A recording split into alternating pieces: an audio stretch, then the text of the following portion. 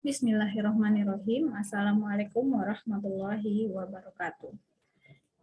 Selamat siang, salam sehat, salam sejahtera untuk kita semua. Perkenalkan, nama saya Dila Selvika Canta.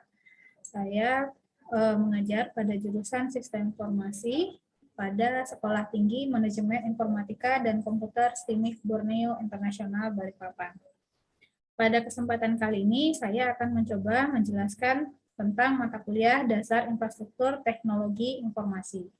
Sebelumnya, saya akan menjelaskan dulu mengenai mata kuliahnya, kemudian saya akan melanjutkan dengan simulasi perkuliahan.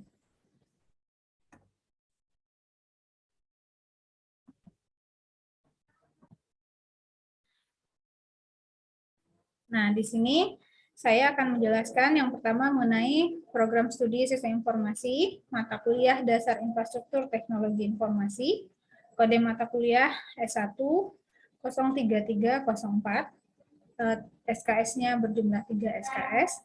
Mata kuliah ini diajarkan pada mahasiswa semester 1, dan dosen pengampunya adalah saya sendiri, yaitu Dila Selvika Canta.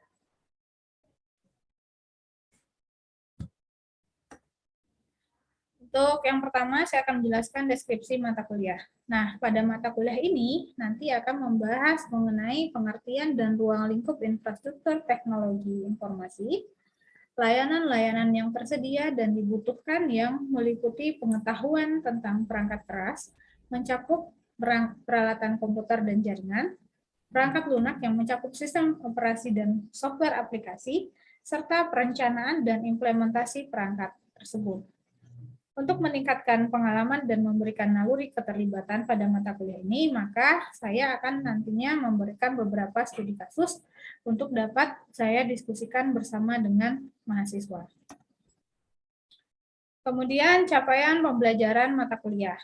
Mata kuliah ini memberikan pengetahuan dan pengalaman kepada mahasiswa tentang pengertian dan ruang lingkup infrastruktur teknologi informasi, layanan yang tersedia dan dibutuhkan oleh pengguna, evolusi dan prediksi teknologi informasi di masa yang akan datang, kebutuhan bisnis di sebuah organisasi, dan melakukan perancangan infrastruktur teknologi informasi yang sesuai dengan kebutuhan tersebut yang dapat memberikan keunggulan bersaing bagi sebuah organisasi. Nah, di sini ada peta kompetensi. Jadi untuk pembahasan pertama yang akan saya bahas adalah mengenai pengertian dan ruang lingkup infrastruktur TI, yaitu nanti mencakup peranan teknologi informasi pada kehidupan manusia, kemudian pengertian dan ruang lingkup infrastruktur teknologi informasi itu sendiri. Nah, pada peta kompetensi ini dapat dilihat ada 5 topik bahasan, yaitu tadi yang pertama saya jelaskan mengenai pengertian dan ruang lingkup, kemudian yang kedua ada perangkat keras teknologi informasi, nanti itu berisikan tentang perangkat keras komputer dan perangkat jaringan teknologi informasi. Kemudian untuk kompetensi yang ketiga nanti akan ada perancangan dan implementasi jaringan. Yang pertama dibahas nanti adalah mengenai perancangan jaringan, kemudian merancang dan mengkonfigurasi jaringan. Kemudian peta yang keempat yaitu perangkat lunak dan layanan teknologi informasi. Meliputi yang pertama perangkat lunak, kemudian yang kedua layanan teknologi informasi. Dan yang terakhir nanti di puncaknya juga akan mempelajari tentang tata kelola teknologi informasi, yang mana nanti akan membahas mengenai tata kelola teknologi informasi dan keamanan informasi. Nah, pada pertemuan kali ini, kita mulai dulu dari bawah, yaitu dari pengertian dan ruang lingkup infrastruktur TI, yang mana materinya sudah saya persiapkan, yaitu nanti materi yang menjadi simulasi saya dalam kegiatan perkuliahan ada 3 topik. Yang pertama mengenai peranan teknologi informasi dalam kehidupan manusia, kemudian definisi dari infrastruktur teknologi informasi, dan layanan-layanan infrastruktur teknologi informasi.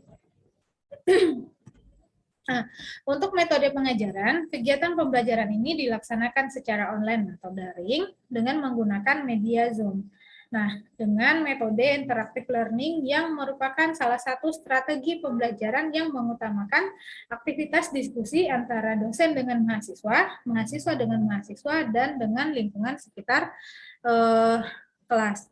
Nah, untuk itu, mari kita coba untuk simulasikan kegiatan pembelajarannya. Saya akan invite dulu mahasiswa untuk memulai pembelajaran pada kesempatan kali ini.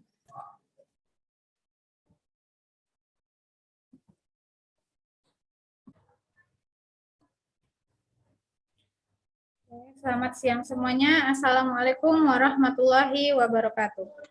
Waalaikumsalam warahmatullahi wabarakatuh. Selamat siang, salam sehat dan salam sejahtera untuk kita semua. Pada kesempatan kali ini kita akan melanjutkan kegiatan pembelajaran kita dari minggu yang lalu dengan mata kuliah Dasar Infrastruktur Teknologi Informasi. Nah, minggu lalu kita sudah membahas sedikit mengenai dasar infrastruktur teknologi informasi. Di sini saya akan mencoba mengulang-ulang kembali, mengingat-ingat kembali kepada kita semua, kira-kira bagaimana pendapat Anda semua mengenai perkembangan dan peran teknologi informasi di Indonesia. Ada yang bisa menyampaikan pendapatnya mengenai perkembangan dan peran TI untuk masa sekarang ini? Saya, Bu. Ya, silahkan. Jadi, kalau melihat perkembangan teknologi informasi, apalagi kayak seusia saya, dari era 90-an menjadi era milenial, itu sangat terlihat. Ya, jadi dulu zaman-zaman saya masih kecil tuh hanya nonton di televisi, orang tua hanya mengatakan jangan suka nonton. Nah, kalau sekarang saya yang punya anak itu jangan suka main HP. Berarti perkembangan teknologi itu dari saya masih kecil ketika saya sudah menjadi tua ya, itu sangat-sangat cepat perkembangan teknologi. Seperti dulu kita waktu zaman-zaman kecil saya nggak ada namanya telepon, HP. Dulu waktu masa-masa remaja saya bercintanya cuma ngirim-ngirim surat. Nah, kalau sekarang nggak, orang main HP, kirim SMS. Jadi menurut saya perkembangan teknologi saat ini sangat-sangat cepat. Itu tanggapan saya, Bu. Terima kasih. Ya, baik. Nah, itu salah satu tanggapan dari teman-teman kita, yaitu mengenai perkembangan dan peran teknologi informasi di Indonesia. Oke, yang lain ada yang mau menanggapi? Oke, kalau tidak ada tanggapan, sekarang saya coba untuk putarkan sebuah video yang mana videonya itu berhubungan dengan perkembangan dan peran teknologi informasi di Indonesia. Mari sama-sama kita saksikan videonya.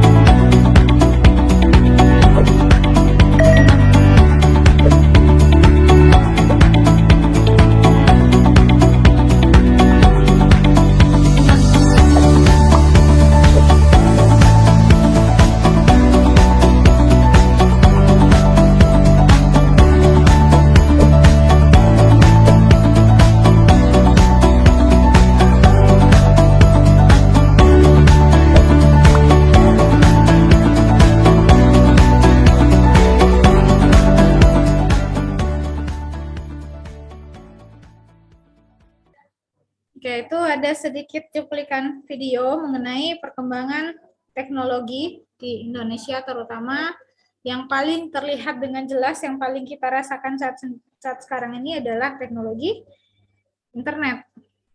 Jadi kalau misalnya tadi kita berbicara soal generasi ya, mungkin pada saat generasi 90-an itu taunya ya serba manual dalam artian yang pertama kalau kita berhubungan dengan orang mungkin itu masih melalui dengan surat-suratan.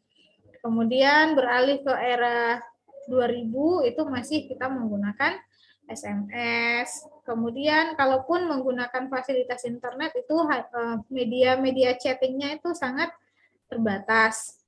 Nah, sementara kalau misalnya kita berbicara tentang zaman sekarang untuk teknologi, kita terlewat mungkin bisa dikatakan sehari saja itu mungkin sudah terlalu banyak pembaharuan untuk di bidang teknologi. Yang paling terasa itu adalah seperti versi-versi handphone. Baru kemarin kita beli handphone itu sudah versi terbaru. Kemudian seminggu kemudian langsung ada lagi versi yang lebih baru lagi. Kira-kira dari video singkat tadi ada yang ingin memberikan tanggapan dan ulasan? Silahkan.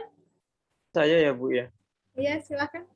Iya, tadi kalau kita lihat memang sangat ini Bu ya, sangat memudahkan Bu ya perkembangan teknologi ini. Cuman tadi kalau saya lihat saya lebih fokus ke cara penggunaannya. Mungkin kalau digunakan ya dengan baik ya akan berdampak positif, tapi kalau digunakan dengan tidak baik akan berdampak negatif. Contoh tadi kalau kita lihat dampak negatifnya seperti penggunaan penyebaran berita hoax Bu ya, yang sudah sangat sering ya terjadi sekarang ini, malah apalagi sudah ada fitur-fitur di chatting yang bisa meneruskan informasi-informasi itu secara langsung gitu Bu ya. Jadi ibaratnya berita itu yang belum kita tahu kebenarannya, belum kita tahu sumbernya, sudah kita sebarkan ya Bu ya. Jadi itu sebenarnya salah satu dampak negatifnya. Tapi kalau memang kita gunakan secara baik ya, secara bijak akan berdampak positif. Contohnya kayak sekarang ini mungkin Bu ya yang kita gunakan ini teknologi Zoom ataupun Google Meet. Nah, ini sangat berguna di masa pandemi ini. Karena dahulu mungkin zaman-zaman tahun 2010-an ke bawah itu belum ada juga ya aplikasi seperti ini, hanya ada aplikasi video call menggunakan jaringan seluler ya Bu ya, dan itu menggunakan sangat menguras ini ya pulsa Bu ya. Kalau zaman dulu belum ada kuota, mungkin belum ada internet ya. Kalau sekarang ya alhamdulillah mungkin sudah sangat dipermudah, sangat digampangkan lah kita. Jadi menurut saya sangat-sangat bermanfaat sih Bu ya. Kalau dari video tadi sudah dijelaskan juga tentang dampak baik dan buruknya. Baik, terima kasih Bu. Ya, terima kasih. Ya, yang lain ada yang mau menanggapi mengenai video yang tadi kita sudah saksikan bersama-sama? Ya, sangat benar sekali ya bahwa orang bilang teknologi itu seperti dua sisi pedang yang kalau misalnya kita tidak hati-hati itu bisa melukai diri sendiri, tapi kalau misalnya kita cermat dalam menggunakannya itu akan sangat membantu untuk berbagai proses. Nah, berbicara tentang perkembangan, bisa dikatakan mungkin di tahun 2000 ke atas lah, itu lumayan sangat pesat sekali. Nah, jadi hampir di semua bidang itu sudah sangat bergantung ibaratnya dengan sebuah teknologi. Hampir tidak ada lagi sekarang yang entah itu pelayanan, entah itu pelaporan, dan apapun itu sudah menggunakan atau sudah berbasis teknologi semuanya. Nah, ya kita tidak bisa tutup mata untuk sisi negatifnya, tapi di luar itu untuk sisi positifnya itu juga teramat sangat banyak sekali. Contohnya di masa pandemi sekarang ini, seandainya tidak ada muncul teknologi seperti pembelajaran daring, kita tidak tahu entah sampai kapan anak-anak tidak akan bisa yang namanya belajar gitu. Kalau mungkin untuk pembelajaran orang dewasa seperti kita di tingkat pendidikan tinggi, itu masih sangat bisa sekali untuk kita belajar mandiri, belajar sendiri. Nah, sementara untuk di tingkatan yang rendah seperti SD, SMP itu kan meskipun mereka bisa belajar sendiri, tapi tetap harus ada pendampingan dan motivasi-motivasi tertentu. Jadi dengan adanya bantuan dan kemajuan teknologi ini juga kita ada sedikit kesiapan untuk memasuki masa pandemi ini yang begitu tiba-tiba tapi nggak pergi-pergi gitu, datangnya begitu cepat, tapi ini sudah hampir jalan 2 tahun, dia tetap stay di sini gitu, tidak berakhir. Makanya dengan adanya teknologi ini juga kita bisa merasakan salah satu manfaatnya di luar dari sekian banyak sisi negatif dari perkembangan teknologi itu sendiri. Nah, berbicara tentang perkembangan teknologi, tentu kita akan melihat dulu bagaimana teknologi itu bisa berkembang, tentu ada infrastrukturnya yang mendukung untuk itu. Nah, kira-kira di sini ada yang ngerti atau ada yang paham mengenai infrastruktur teknologi. Di sini kenapa teknologi itu bisa dapat berkembang dengan pesat? Nah, karena dia didukung oleh infrastruktur yang memang sangat mumpuni sehingga bisa untuk mereka berkembang secepat itu gitu. Nah, kita lihat dulu di sini definisi dari infrastruktur teknologi informasi itu sendiri. Infrastruktur teknologi informasi didefinisikan sebagai sebuah sumber daya teknologi bersama yang menyediakan platform untuk aplikasi sistem informasi perusahaan yang terperinci. Jadi perkembangan itu sendiri kalau misalnya tidak didukung oleh sebuah infrastruktur yang bagus, maka perkembangan itu ya tidak akan sepesat sekarang ini. Yang tadi kita lihat ada berbagai macam sosmed, kemudian ada berbagai macam kegiatan yang dilakukan secara daring, atau seberapa butuhnya masyarakat sekarang dengan internet. Nah, itu tidak lain dan tidak bukan adalah dengan dukungan infrastruktur teknologi informasi yang bagus. Nah, kalau tidak didukung oleh infrastruktur TI, ya mungkin perkembangannya tidak akan sepesat seperti saat sekarang ini. Nah, di sini kalau berbicara tentang infrastruktur teknologi informasi, itu kita memiliki, kita ada 3 investasi di dalam infrastruktur teknologi informasi. Investasi yang pertama adalah investasi perangkat keras, kemudian yang kedua investasi perangkat lunak, kemudian yang ketiga adalah investasi layanan. Nah, kalau berbicara tentang perangkat keras, mungkin tidak perlu terlalu kita bahas lagi, karena saya yakin semua anggota di kelas ini sudah ada gambaran perangkat keras itu yang bagaimana, yang seperti apa. Kemudian yang investasi di perangkat lunak juga mungkin semuanya juga sudah sangat paham seperti apa. Dan investasi yang ketiga adalah mengenai layanan. Nah, layanan di sini sedikit saya jabarkan. Contohnya adalah seperti konsultasi, kemudian di investasi layanan di bidang pendidikan, layanan di bidang pelatihan yang tersebar di seluruh perusahaan atau di seluruh unit bisnis di dalam sebuah perusahaan. Jadi seperti yang tadi kita sudah bahas, dengan adanya perkembangan teknologi itu memudahkan juga di dalam proses bisnis sebuah perusahaan. Jadi untuk misalnya adanya pelaporan A, pelaporan B, pelaporan C, kalau dulu misalnya harus by email satu persatu, harus dicek satu persatu. Nah, kalau sekarang kan banyak sekali teknologi yang mana sebuah pelaporan itu bisa terintegrasi dalam artian antara cabang A, B, C, dan D itu sangat mudah sekali kita melihat untuk perkembangannya masing-masing. Nah, itu juga tidak luput dari sebuah manfaat atau dari sebuah kemajuan dari infrastruktur teknologi informasi. Jadi 3 hal ini adalah merupakan investasi utama di dalam sebuah infrastruktur teknologi informasi.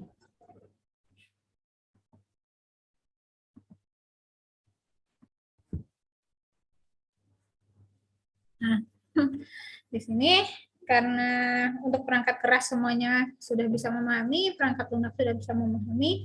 Sekarang untuk layanan kita coba bahas beberapa layanan infrastruktur teknologi informasi. Nah, yang pertama itu ada namanya layanan platform komputasi. Nah, platform komputasi ini digunakan untuk menyediakan layanan komputasi yang berhubungan dengan karyawan, kemudian pelanggan, pemasok di dalam lingkungan digital yang konsisten dan meliputi mainframe besar komputer dan laptop personal, digital, asisten, serta internet. Jadi untuk platform komputasi ini, ya seperti yang kita ketahui, platform itu merupakan wadah. Jadi di sini semua layanan itu sangat bisa sekali dimulai dari ya antara karyawan mungkin, pelanggan, pemasok, dan lain-lainnya. Nah, kemudian yang kedua, ada layanan telekomunikasi yang menyediakan data, suara, dan konektivitas video. Nah, kalau ini sudah sangat jelas ya layanan telekomunikasi ini. Banyak juga sekarang pilihan-pilihannya itu, bentuk-bentuk layanan telekomunikasi itu sangat banyak sekali pilihannya. Kemudian yang ketiga ada layanan pengaturan data yang menyimpan dan mengelola data perusahaan dan menyediakan kemampuan untuk menganalisis data. Nah, ini juga sudah sangat jelas sekali, sangat banyak juga layanan, apalagi bagi para mahasiswa semuanya yang mungkin juga adalah pekerja. Nah, itu mungkin juga sudah sangat memahami layanan pengaturan data yang dimaksud di sini adalah layanan yang seperti apa. Kemudian yang keempat ada layanan perangkat lunak aplikasi. Nah, layanan perangkat lunak aplikasi ini menyediakan kemampuan untuk keseluruhan kemampuan seperti sistem perencanaan sumber daya perusahaan, manajemen hubungan pelanggan, rantai pasok, dan manajemen pengetahuan yang digunakan secara bersama-sama oleh seluruh unit bisnis. Jadi, layanan di sini, karena di sini berbicara tentang perangkat lunak aplikasi, ya berarti adalah layanan di dalam akses atau penggunaan sebuah aplikasi yang terutama untuk proses bisnis di dalam sebuah organisasi atau perusahaan. Kemudian yang kelima ada manajemen fasilitas fisik. Nah, manajemen fasilitas fisik di sini maksudnya adalah mengembangkan dan mengelola instalasi fisik yang dibutuhkan untuk layanan komputasi, telekomunikasi, dan manajemen data. Dan untuk layanan infrastruktur yang keenam adalah layanan manajemen TI. Nah, kalau berbicara tentang manajemen berarti adalah proses yang berhubungan mulai dari merencanakan hingga mengembangkan dan lain-lainnya. Jadi kalau misalnya manajemen berarti dari sebuah proses dari awal sampai akhir. Nah, kalau di sini layanan manajemen TI itu mulai dari proses perencanaan, kemudian mengembangkan infrastruktur, melakukan koordinasi dengan unit bisnis untuk berbagai layanan TI, mengelola akuntansi untuk pengeluaran TI, dan menyediakan program layanan proyek. Nah, karena kita di sini berbicara manajemen, yang namanya manajemen itu ya sangat kompleks ya, harus mulai dari proses perencanaan sampai selesai. Kemudian yang ketujuh ada layanan standar TI atau kebijakan standar information technology, yaitu memberikan kebijakan yang menentukan teknologi informasi mana yang akan digunakan, kapan akan digunakan, bagaimana cara menggunakannya, kepada perusahaan yang mana, dan unit-unit bisnis yang seperti apa yang bisa dilaksanakan untuk layanan pendidikan. Kemudian untuk yang ke-8 ada layanan pendidikan TI, yaitu yang namanya pendidikan mungkin sebagian bercerita tentang sistem pelatihan. Nah, untuk pendidikan TI ini dia menyediakan sistem pelatihan untuk karyawan dan melatih manajer di dalam mengelola dan merencanakan investasi untuk teknologi informasi. Dan yang terakhir ada layanan pelatihan dan pengembangan TI. Nah, untuk layanan pelatihan dan pengembangan TI ini itu menyediakan perusahaan dengan penelitian mengenai proyek-proyek TI yang berpotensi dan investasi yang dapat membantu perusahaan di pasar nasional gitu. Jadi di sini untuk layanan pelatihan dan pengembangan TI ini yang mana yang pasti di sini dia akan memberikan potensi-potensi. Jadi dia melakukan penelitian terlebih dahulu, melihat apakah pada layanan ini ada potensinya atau tidak. Kemudian nanti apakah ini bisa dijadikan sebagai sebuah investasi untuk layanan infrastruktur TI atau tidak. Nah, kira-kira itulah 9 layanan-layanan di dalam infrastruktur teknologi informasi. Nah, sampai di sini mengenai layanan-layanan ini, kalau ada yang mau ditanyakan, silahkan. Ya, kalau tidak ada, berarti kita lanjutkan. Nah, tadi kan di awal kita sudah membahas mengenai kemajuan dari penggunaan teknologi, kemudian kemajuan itu tidak putus dari dukungan infrastruktur. Nah, sekarang kita lihat untuk evolusi dari infrastruktur TI. Jadi, infrastruktur TI itu di dalam organisasi pada saat ini adalah merupakan hasil dari evolusi selama lebih dari 50 tahun dalam platform komputasi. Sekarang kita lihat, ada yang di sini mulai dari mainframe. Ada yang ketemu? Ini pada tahun 1959.